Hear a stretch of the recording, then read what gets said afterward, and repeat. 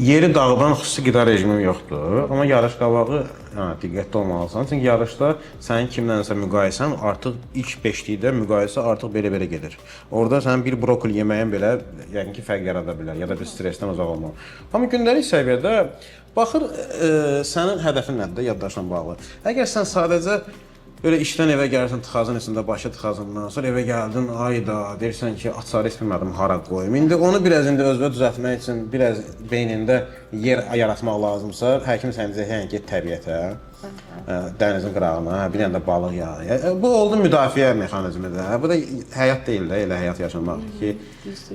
Daim balıq yağı, omega yağı qəbul. Yox, eləsin, amma bu müdafiədən çıxmaq üçün bir texnikadır. Amma yəni mən çox da istifadə eləmirəm. Arabir DHB 500 yeganə mənim yəqin ki, istifadə etdiyim olub əsasən.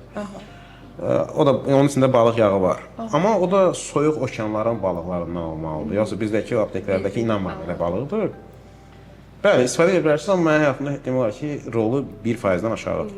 Daim yəni siz istifadə etmirsiniz öz həyatınızda. İndi mən kitabı oxudum. Balıq yağı mənə orada necə yadda saxlatdıracağam. Amma mən oturub deyək ki, üzr istəyirəm də konyak içərəm, geriyə düşərəm bir 10%. Mən texnikadan istifadə edirəm, o istəyir brokoli yeməsin, kişmiş yesin də, aydındır. Yəni hədəfdən sonra texnika daha düzgün yanaşmadır. Bu təbii ki, qida fundamentini hamı bilir də nə yemək lazımdır, tərəvəz bol yemək lazımdır, ət az yemək lazımdır. Onlara riayət eləsəz, ki, mən riayət edirəm bazarda da, sonra artıq çəkilərin nə qədər az olsa yaxşıdır. Bunlar təbii ki, çox superdir.